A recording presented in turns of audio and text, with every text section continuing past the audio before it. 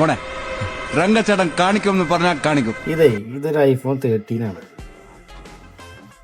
ഇത് വന്നപ്പോൾ display white screen ആയിട്ടാണ് പറയുന്നത്. iPhone 13 ആണ്, പ്രത്യേകം ശ്രദ്ധിക്കണം. iPhone 13 ആണ്, 13 Pro അല്ല.